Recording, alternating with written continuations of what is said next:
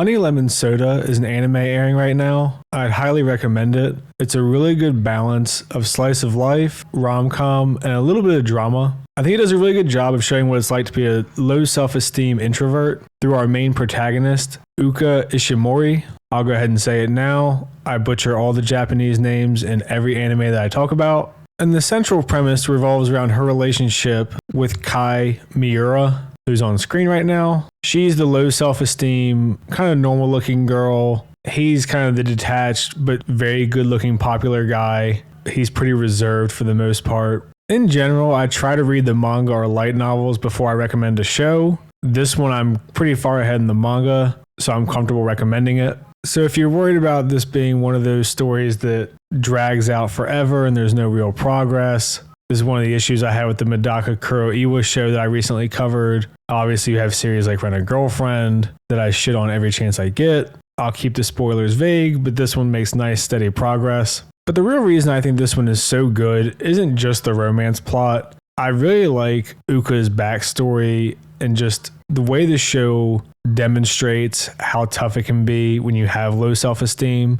and you're an introvert, especially if you're not unnaturally good looking or so good looking that you stand out and can kind of just get by on that. And this show touches on a lot of different topics and it handles them pretty well and pretty realistically. One is her issues with her self-esteem. She was bullied in middle school, never had any friends. Everyone called her Stone because she was essentially just a lump that was trying to be inoffensive and just kind of get by without inconveniencing anybody. And part of the premise, and you saw that in the opening scene, was that she was getting bullied outside of school. And Kai here saw her and handed her a lemon soda and told her that she should come to the school that he's going to. So she picks Hashimitsu High School over the higher esteemed one. And this one actually has kind of a shitty reputation.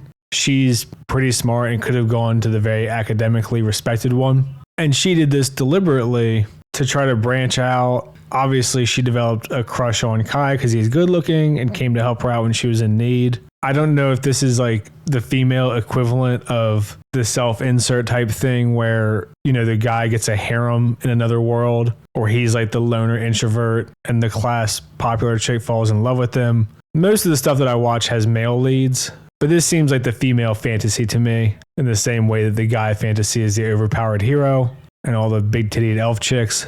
But the show really does a good job of showing how detrimental super low self-esteem can be to your life and your relationships with other people. Obviously in the show, it's Kai who's dragging her forward. She's the one who made the choice to go there and decide to try to change herself, but she still gets help along the way from Kai and the new friends that she makes. But I think you can pretty easily see how in real life, having this kind of low self-esteem acts like a repellent to people. And in a less happy or possibly more realistic situation, she could have easily just ended up being alone again, kind of detaching, wanting to remove herself from social situations, viewing anything that benefits her as kind of a burden on other people, and viewing herself as an inconvenience. And I think the show does a really good job of communicating all that and making her feel very relatable without being an insufferable kind of weak character. You can definitely see that in some shows where they want the arc to be the character developing self-esteem and confidence, but they start off as so weak for so long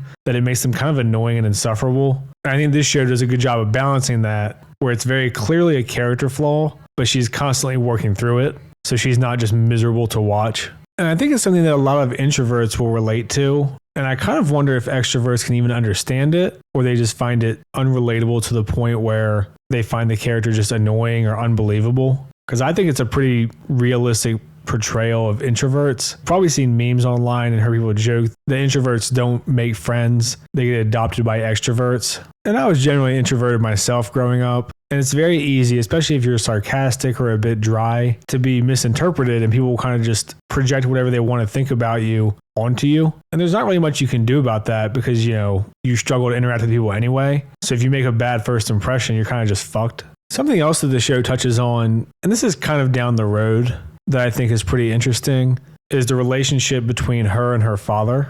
Because as the story goes on, what you find out is that her dad is a helicopter parent, and he wasn't even aware of her getting bullied in middle school because she never told him. And again, that's sort of the low self-esteem rearing its head, where she doesn't want to be an inconvenience to her dad or try to disrespect him or undermine his decisions.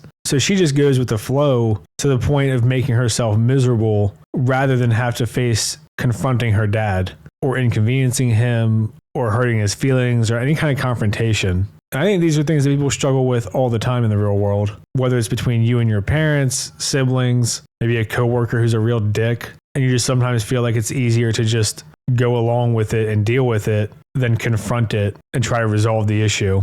And this is something that I think everyone goes through, at least people who are close with their parents, where you slowly get to the point of wanting to be your own person, but you don't want to hurt their feelings. And your parents also from their end kind of have to struggle with it too.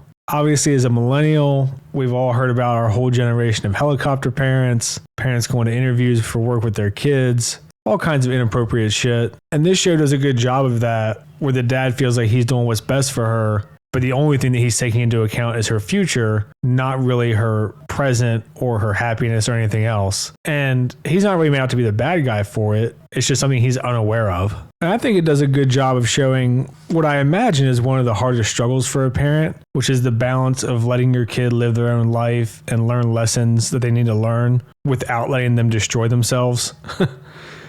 And I think it's very easy for parents to just slip into, I'm experienced, I'm right, do these things and you'll be successful, when they can't take into account differences in personalities, things like your social life that they just don't see. And obviously most people have a lot going on that no one else is aware of to begin with. And as the manga goes on and touches on all these subjects, I think it portrays them pretty realistically and really shows how complicated relationships between parents and children can be, and just life in general. And I think it's something that's pretty easy to understand when you look back and think, man, as a teenager, life was so easy. I just worried about school and getting laid and whatever the fuck other dumb shit. And now life sucks and you have a job and blah, blah, blah. A lot more responsibility. And I think it's easy for parents to forget how it feels when you're the teenager and you don't have that life experience, where it does feel like everything that happens bad is the end of the world and every person that you're with is going to be your friend for the rest of your lives.